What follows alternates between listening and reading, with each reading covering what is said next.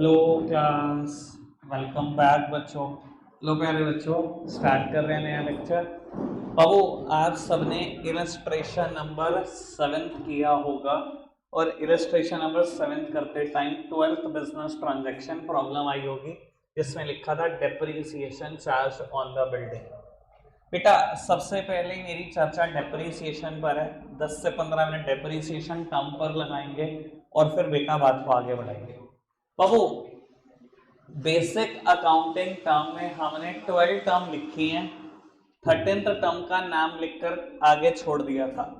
ऐसे ही किया था ना बाबू। ये 14th बेसिक टर्म है, वहां ऐड कर लेना, मतलब वहां ऐड करने की कोई जरूरत नहीं है, यहीं पर ऐड कर लेना, लिखना 14th नंबर डेप्रिसिएशन। जो मैं लिखवा रहा हूं नोट डाउन करो, फिर समझाता हूं। फटाफट से लिखना शुरू करना।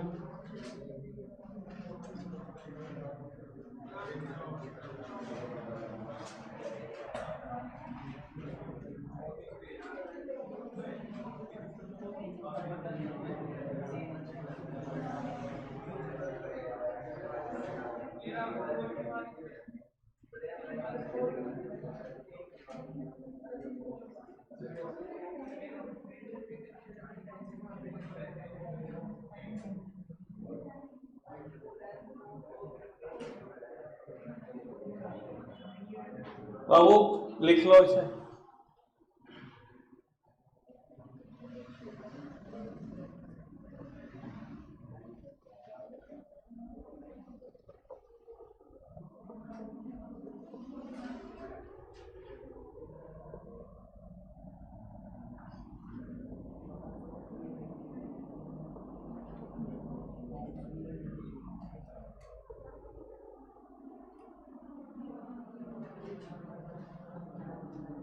लो जी,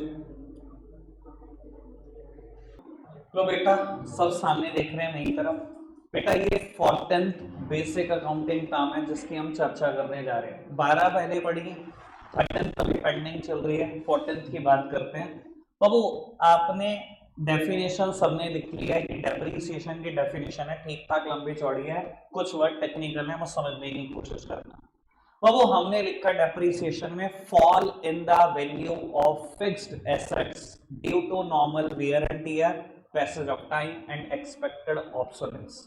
क्या मतलब है यार इस चीज का? बेटा, फिक्स्ड एसेट्स सब जानते हैं, याद है एसेट्स के क्लासिफिकेशन में काम आती थी fixed assets which is required in the business for more than 1 year. जो बिजनेस में रिक्वायर्ड होती है for more than 1 year, example थे land and building, plant and machinery, furniture, fixtures. याद है इतना? बेटा, कहते हैं फिक्स्ड एसेट्स की वैल्यू जब भी गिरेगी, देखो, fall in the value of fixed assets, और वजहें बेटा ये 3 होंगी, या ये, इसको बोलेंगे डेप्रिसिएशन। क्या बेटा फिक्स्ड एसेट्स की value normal wear and tear से गिरती है? नॉर्मल वियर एंड टियर का मतलब होता है बेटा छोटी मोटी टूट फूट। क्या फिक्स्ड एसेट्स अपनी वैल्यू छोटी मोटी टूट फूट के साथ खोते चले जाते हैं? बिल्कुल। एग्जांपल देता हूं, सामने देखना। बाबू, ये पड़ी हुई चेयर, ये बेटा मैं खरीद कर लाया था पिछले साल 500 रुपए की। आप भी इस्तेमाल करते हो, मैं भी इस्तेमाल करता हूं, दूसरे 12th क्लास के बच्चे भी इस्तेमाल करते हैं। छोटी मोटी टूट फूट होती रहती है। क्या अगर मैं आज बेचने की कोशिश करूं, क्या वही बचेगी? नहीं। क्या इसने कोई ना कोई वैल्यू खो दी अपनी? कहीं ना कहीं वैल्यू गिर गई है इसकी। बेटा, मान कि एक्चुअल कीमत है 300 रुपए, इसने अपनी 200 रुपए की कीमत खो दिया। खोई क्यों है? क्योंकि बेटा छोटी मोटी टूट फूट है। क्या ये 200 रुपए को ही हम डेप्रिसिएशन भी बोलते हैं? बेटा, इसी को हम डेप्रिसिएशन बोलते हैं। फिक्स्ड एसेट्स जब भी अपनी वैल्यू खो देगी और बजाय इन 3 में से कोई एक होगी, इसको डेप्रिसिएशन बोलेंगे। सबसे पहली वजह मैंने आपको बताने की कोशिश करी, छोटी मोटी टूट फूट। एग्जांपल को आगे बढ़ो। बाबू, मैं कहता हूं आपने ना एक प्लॉट ऑफ लैंड लिया और अपना घर कंस्ट्रक्ट किया आज से 5 साल पहले। 5 साल पहले आपने जो बिल्डिंग में पैसा लगाया, सिर्फ बिल्डिंग में लगाओ पैसा, मैं लैंड की बात नहीं कर रहा हूं बेटा। बाबू, लैंड जनरली कभी डेप्रिशिएट नहीं होती, लैंड की वैल्यू कभी गिरती नहीं है, लैंड हमेशा अप्रिशिएट होती है। लेकिन मैं बिल्डिंग की बात करता हूं। बाबू, आपने 50 लाख रुपए लगाए थे 5 साल पहले। क्या आज आपको उस बिल्डिंग का प्राइस 50 लाख मिलेगा? कभी भी नहीं बेटा। बाबू आपके रहने से उस घर में छोटी मोटी टूट फूट तो रोज ही हो रही होगी ना, नहीं हो रही होगी छोटी मोटी टूट फूट बेटा। ये जो नॉर्मल वियर एंड टीयर की वजह से बाबू लाइफ खोती चली जाती है, एसेट्स वैल्यू खोती चली जाती है, इसे ही डेप्रिसिएशन बोलते हैं।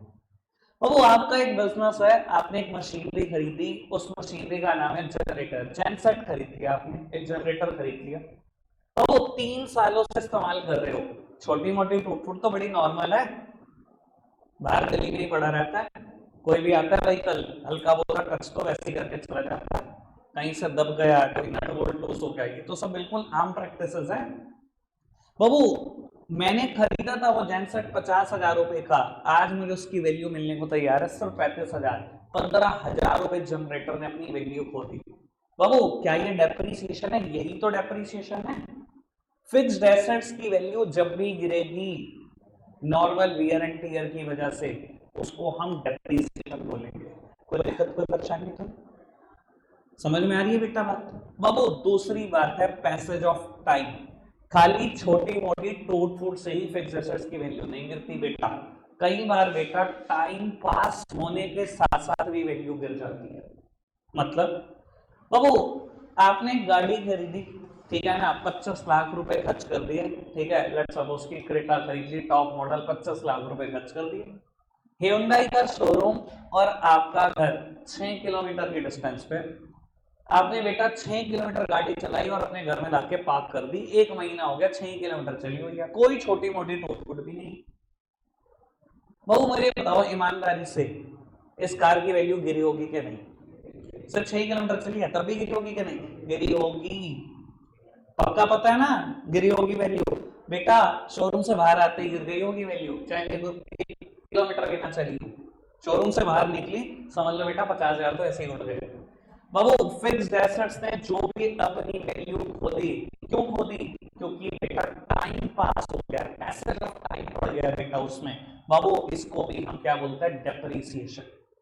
फिक्स्ड एसेट्स की वैल्यू 3 वजह से गिरे तो डेप्रिसिएशन है, नॉर्मल वियर एंड टियर से, नॉर्मल वियर एंड टियर मतलब छोटी मोटी टूट फूट से, passage of time, time pass होने के साथ साथ, या expected obsolescence which is due to change in the technology.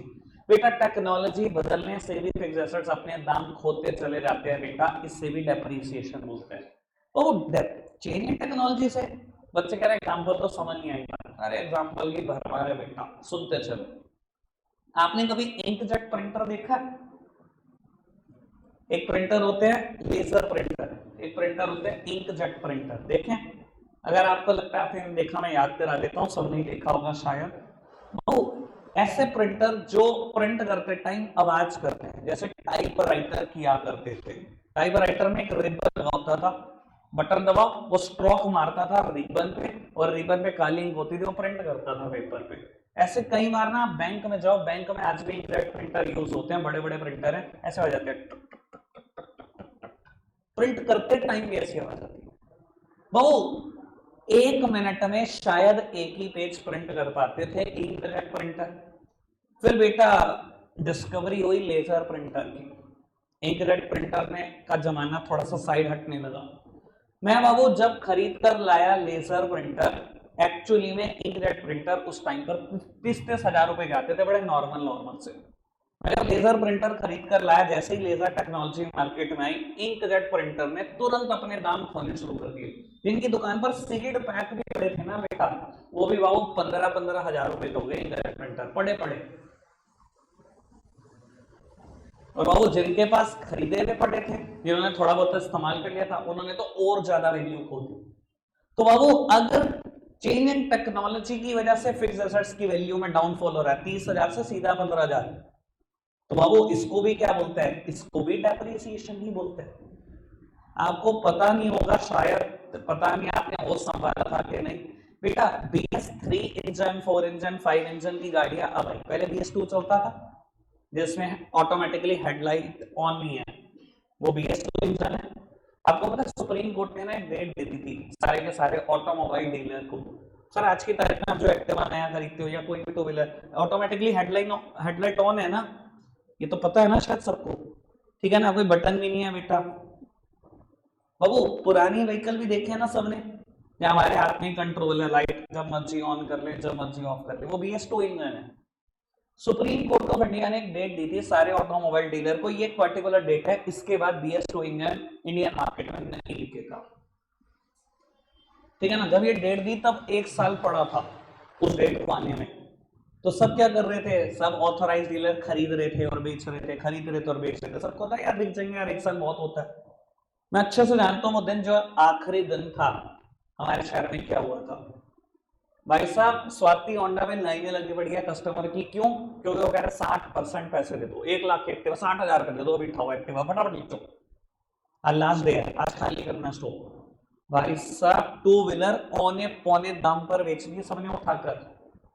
Change in technology की वजह से फिक्स एसेट्स का दाम गिरना, क्या ये भी डेप्रिसिएशन ही है? ये भी बेटा डेप्रिसिएशन ही था। समझ में आ रही है बेटा बात? तो इंस्टे ना सब कीपैड फोन आते थे, सैमसंग गुरु म्यूजिक टाइप फोन की कीमत भी बेटा 3,000 रुपए थी। जैसे ही बेटा टच फोन आए, कलर्ड फोन आए, एंड्रॉइड फोन आए, वो कीपैड फोनों ने पड़े कीमत 1,500 रुपए होगी 3,000 से।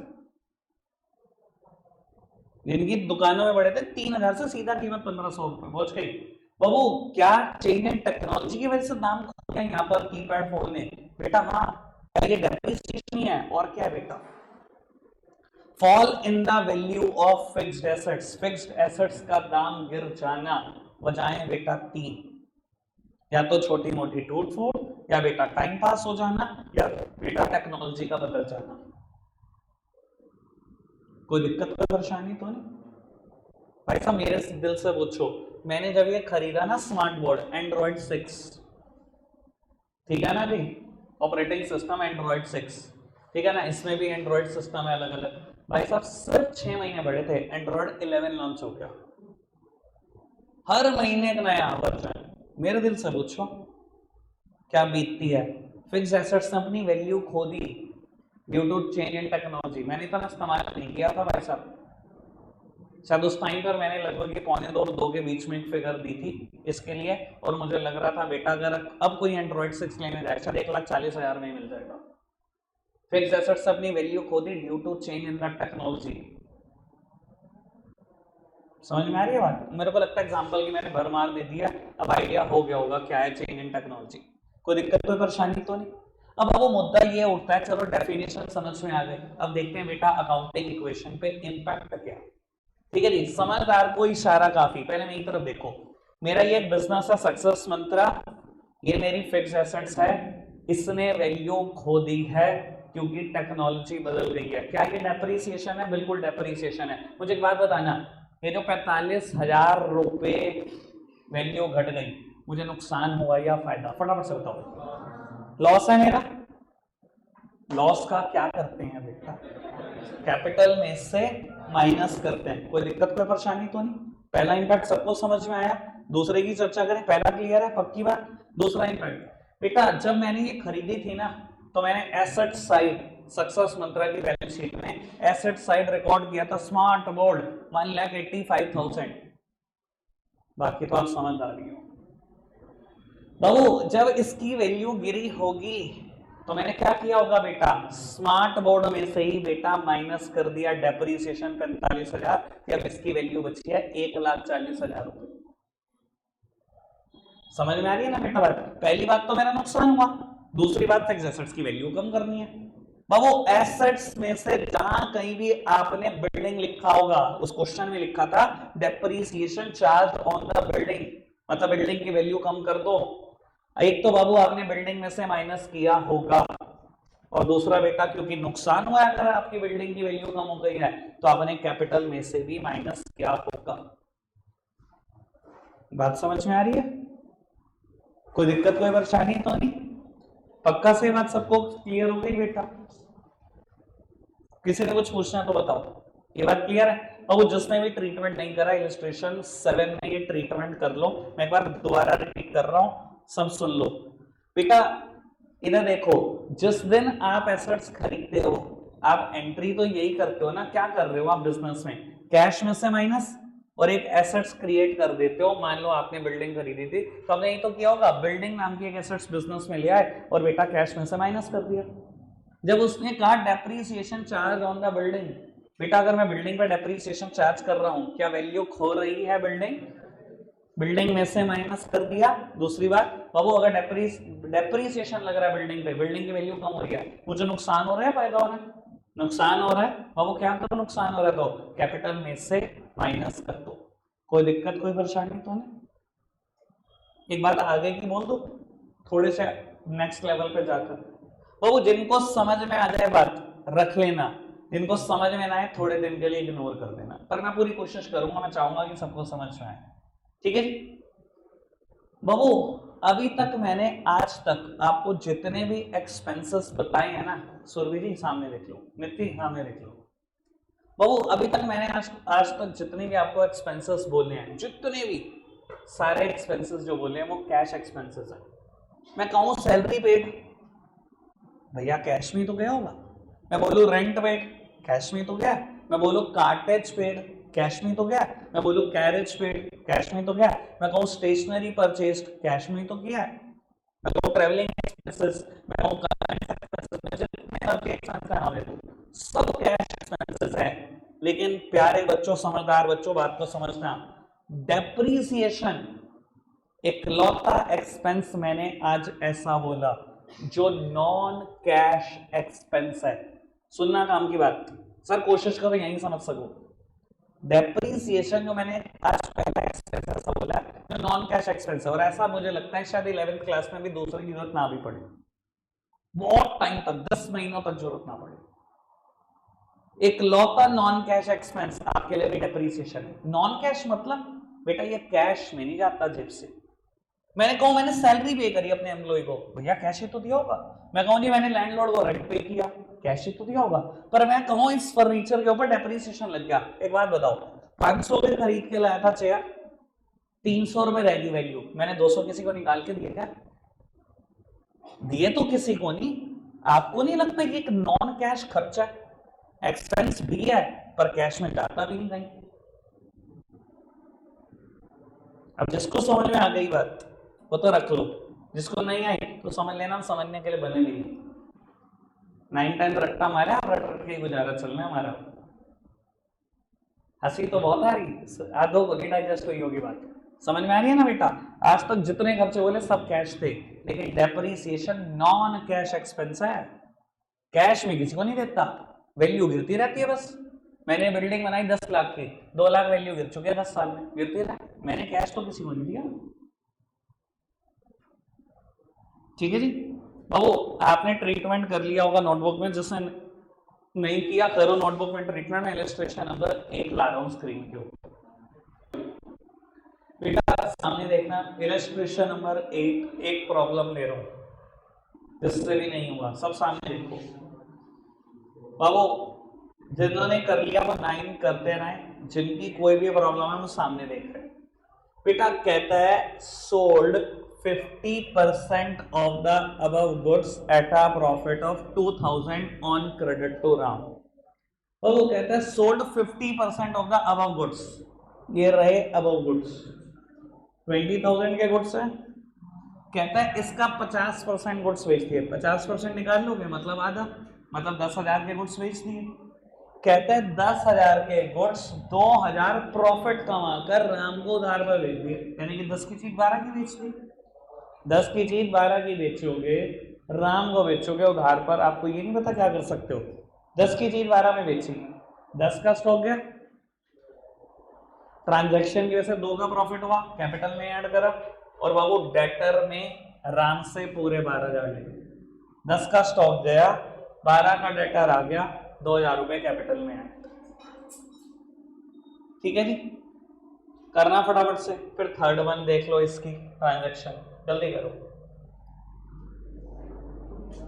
थर्ड पार्ट नहीं हुआ वो मैं समझा रहा हूं, सुन लो। कहता है Ram paid 90% of his amount in full settlement. वो राम ने अपने हिस्से की 90% अमाउंट दी और फुल सेटलमेंट हो गई, फुल सेटलमेंट। आप खुद सोचो, आपने जब सेकंड ट्रांजैक्शन करी, मतलब मैं ना आपको ना सिर्फ एक चीज बताता हूँ कि ज्यादातर बच्चे प्रॉब्लम का पूछते हैं जहां परसेंटेज दिख जाए, इससे होपलेस नहीं होते, ये तो बल्कि और आसान करता है चीजों को। वो जब आप सेकंड ट्रांजैक्शन देखोगे, आपने डेटर रिकॉर्ड किया हुआ है 12,000, मतलब आराम से 12,000 लेने, कहते उसने 90% ही पैसे दिए और पूरी सेटलमेंट कर ली। वो 12,000 का 90% कैलकुलेट कर लो, ये कितना आएगा? 10,800 रुपए आएगा। यानी कि उसने 10,800 दिया और 12,000 का हिसाब किताब निपटा दिया। बाबू इसने कहा राम ने पे करे, मैंने तो रिसीव करे, मेरे बिजनेस ने तो रिसीव करे, मेरे पास 10,800 आए, कैश बढ़ा दो। एक मिनट रुक जाओ यार, पहले सुन लो, कैश बढ़ा दो 10,800 से, डेटर बिल्कुल खत्म हो गया क्योंकि फुल सेटलमेंट हो गई। डेटर में 12,000 के 12,000 बिल्कुल माइनस कर दिए, डेटर हो गया 0। इस ट्रांजैक्शन की वजह से मुझे लॉस हुआ, लेने थे 12,000, आए 10,800, 1,200 का नुकसान हुआ।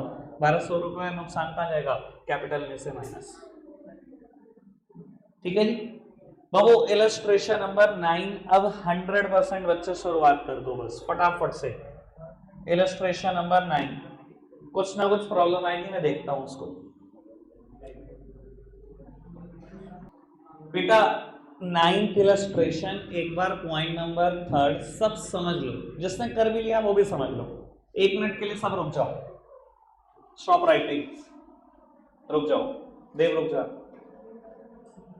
बाबू, सब सामने देखना मेरी तरफ। ऐश्वर्य रुक जाओ, कुछ नहीं होता, 1 मिनट दे दो मुझे अपना। कहता है goods costing 24,000 sold at a profit of 1/3। देखो लिखा कुछ और है, मैं क्या बोल रहा हूं वो सुनो पहले। Sold goods costing 24,000 sold at a profit of 1/3, half of the payment received in cash. बेटा ये जो मैंने 1/3 बोला, ये 1/3 कैसे कैलकुलेट हुआ, थोड़ा सा ये भी समझ लो, ठीक है ना। मुझे नहीं पता भैया मैथ्स कैसी है आपकी, ठीक है ना, मैं इसको 1/3 ही बोलता हूं अपनी भाषा में, समझदार समझ गए भैया। बाबू लिखा हुआ है, आप इसको सॉल्व कैसे करोगे पहले बताओ। 3 मल्टीप्लाई बाय 33 प्लस 1, यानी कि 3 मल्टीप्लाई बाय 33 99 प्लस 1 100, 100/3%, यही तो लिखा हुआ है। और परसेंटेज हटानी हो कभी भी किसी टर्म से तो डिवाइडेड बाय 100, यानी कि ये 1/3 ही तो हुआ। ये टर्म आज से बता रहा हूं 20 बार रिपीट होगी हाफ ईयरली तक, 20 बार।